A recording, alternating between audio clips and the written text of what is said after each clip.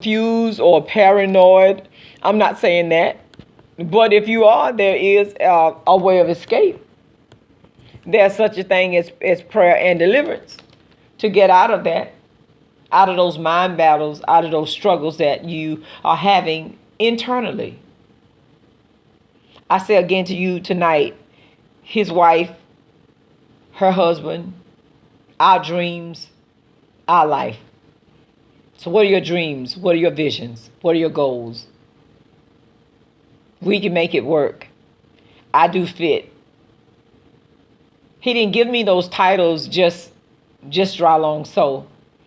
And after we got to the youth conference on Saturday, then even the kids began to realize that even in their lives at a young age, that they have already been made to feel like they don't fit. That they have dreams and visions and goals that they want to set. But even at a young age, they're being deterred from the direction that they want to go in. So what's stopping you from walking in your dreams, fulfilling your dreams and visions on tonight? What is it that's in your life that's a stumbling block that's stopping you from going higher? See, in my book, when I was writing about this young pastor, they prayed for some things in their ministry. And then when God began to bless them with those things in their ministry, then all of a sudden the flesh started releasing some things that caused some thoughts to arise. And in each chapter, as always, it's my forte to leave different pages, different blank pages, so that you can be able to just write and just doodle and be able to just draw some conclusions, come to some suggestions, some thoughts, pages and pages, so that you can write your thoughts, your journal, right in the back of the book and not mess up your pages. I throw some challenges out there. I throw some things that we should be looking at in our relationships, in our sickness and health. Am I in good health? Am I eating healthy, spiritually and naturally? Do I have an exercise regimen? I know you're probably saying to yourself, I need to get off the line right now. Do we know family medical history? Are there predisposing health issues? Have they been addressed? When we're talking about in sickness and in health. And these are things we need to address before we go into a relationship. These are things that we should address before we say I do. But oh, he loved me. He accepted me just the way I am. But then when there are burdens and when there are things that happen that will actually cause us to separate from one another, then we begin to think to ourselves, dang, we should have talked about that. Our dreams, our visions, our life on tonight. That's it. Oh, I tell you. While you contemplating about calling in, we do have little gift sets. I even created one for you. The book, the CD, the air freshener, and we have the candle, little goodie boxes. Did I have a name for them? No. I had the thought, I had the mindset, so I put it together so that I could offer it to you. Did I tag it as a name? No, I didn't. But I know that it will be something that will be great for the self-love, for that time that you need to just step away and just begin to meditate so that you can hear God. You know, sometimes we talk too much, right? Okay. That's it. Whether it be man or woman. That's it. Sometimes we talk too much. God trying to talk to us. He's trying to share some things with us. He's trying to share some visions with us. He's trying to clarify some things in our mind. Because remember, you asked the questions. So when you ask the questions, when are you going to ever give God time to answer? Yes, thank you, sir. And I say the same to you and Miss Tanisha. Thank you all for being a blessing to the body of Christ. But when are you going to just stop? Remember now, you're working, you're taking care of the kids, you're when they have school in, you're doing homework, you're taking them back and forth to basketball games, football games, cheerleading practice, dance, you name it. But when are you going to slow down enough to hear God? See, you asked him. You put your vision and your dreams before him.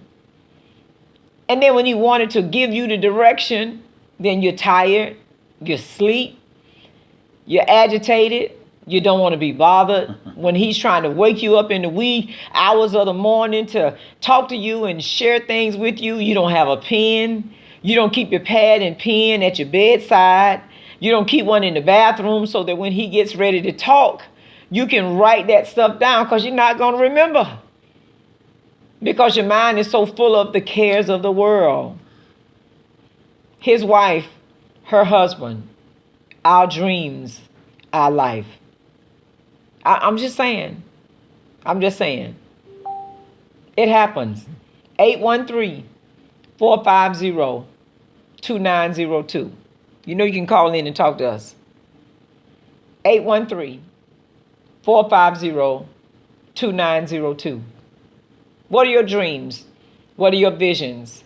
What are your goals?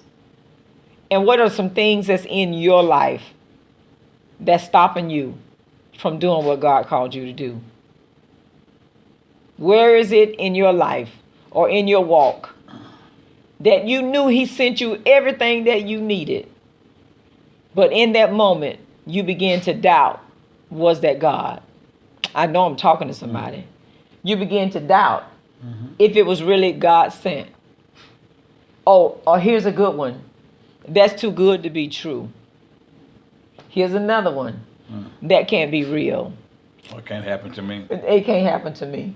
A lot of times too, Pastor, we focus so much on the dream and on the vision, and we're not focusing enough on the kingdom itself. Because the Bible tells in Matthew 6:33, seek ye the kingdom of heaven and all of its righteousness, and all this other stuff will be added upon you. Let me read this to you real quick from the Phillips version. We're talking about your dreams and everything. Listen to how our dreams should function with what biblical say it should be functioning. Here is my opinion in the matter. I think it would be a good thing for you, who were the first a year ago, to think of helping as well as the first to give. To carry through what you then intended to do, finish it.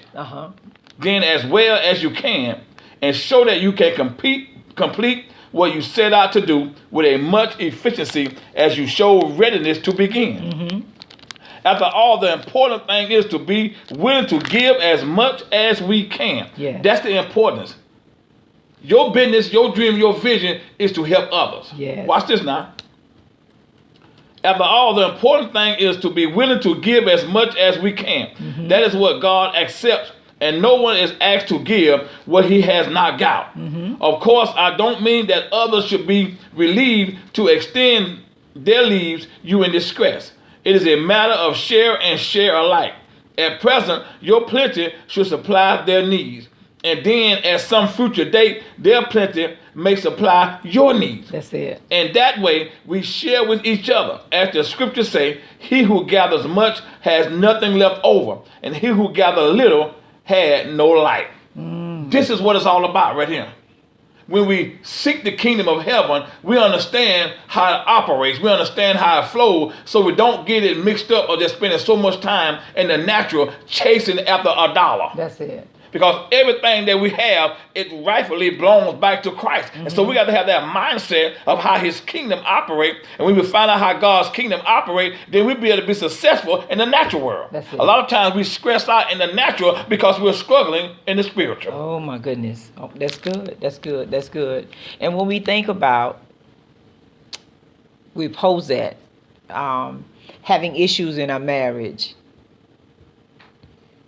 and being able to deal with those. You know, we're real transparent and we tell everything. We don't try to hide because we know that there's someone that may have gone through what we went through. All right. And came out okay. All right. Because we are here as a witness that those bumps, those hills, those valleys, those train wrecks, that God can bring us through them. There are times that there were communication issues. I didn't know how to talk to him. He didn't know how to talk to me. But we were still trying to get our point across. Look out now. I wasn't going nowhere. He wasn't going nowhere. You know, and I tell the story. He always say, what happens in Vegas stays in Vegas. But I still laugh years ago when he decided, you know, I'm not putting up with this. I'm leaving. He packed up his expedition that he gonna leave. This over. I ain't doing this no more. He packed up the truck, everything in it, and parked in front of the house. Me and the kids went to Walmart, went to the grocery store. He was still parked in front of the house. And the baby said, Mom, he's still out there. I said, yeah, I know. Come on, let's go in the house. And I slammed the door and locked the door. He was still out there. Nighttime came. He was still out there. But after night fell, he thought about it and I thought about it. And we sat down and we began to talk to one another to find out what some of the issues were. Now, this ain't got nothing to do with his wife. Yes, it does. Our Yes, dream it and our does. life. Yes, it does. Yes, it does. Because it gets us to the point where we are now. Right. What if I had given up on him and he had given up on me? And here I am trying to deal with my dreams and my visions now. Mm-hmm. And he's so supportive of what I do. All the giving, all the running, all the things that we have to do, all the behind the scenes that you never know to bring this book to life, to bring these CDs to life. He's there. Keep it going. In my corner. Keep it going. Doing it with a smile. Keep it going. Telling me to go big or go home. Keep it going. Putting the money in. I see my head getting bigger. Keep it going. Keep it going. Keep it going. Putting the finances in. Making a way. Making a way. But what if I had quit? What if we had given up? What about the fights? What about the yelling? Never has there been a time that he felt like he was better than me or I felt like I was better than him. Never was there a time that, even though I'm a nurse by trade and he's a truck driver, there were times salary-wise and otherwise, sometimes I made more than him. Sometimes he made more than me. And one of our testimonies is when I got laid off from my job as a nurse and he was making $9 and something an hour. We had 2 car payments, insurance, we had rent, we had food, lights, cable, telephone, my medication, $9 an hour. And God never let us miss a beat. That was $9.50. $9.50. Give me 50 cents now. And then every 2 weeks he was getting paid on top of that. But we made it. We made it. Out of work 4.5 months. And there was a food bank that opened up right as I got laid off. As soon as I went to work, the food bank closed. And we know that was God. Financial issues plays a big part. Mm-hmm. Talking about your dreams, your visions, Mm-hmm. your life. Mm-hmm. Learning how to fight fair. That's right. Oh, learning how to fight fair. That's right. Learning how to give up the right for the wrong. Mm-hmm. Are we really walking like Christ said to walk? That's right. Because there are some times that if we just hush and just allow God to speak instead of us. Because we got that mouth, we got that head, we got that hand, we got the hips, we got them eyes rolling, the sucking the teeth, you name it, the walking off. And that's the worst thing. To shut down and not talk to one another. Communication. In one of my books, communication. You got to learn how to talk to one another. We always say, don't speak to me if you don't want to be spoken to like that. That's right. That's exactly right. And if you love me, everything you say, you're saying it back to you. You know how we used to tell the kids when we were kids a long time ago, whatever you say to me, whatever you do to me, that's what you're doing to you. Then guess what? That thing really applies. That's right. It really truly does. And sometimes with some people it takes counseling. With some people it takes someone else on the outside being able to hear what it is that we're not saying. Does that make sense? Make a lot of sense. Yes. Talking about his wife, her husband, our dreams, our life on tonight.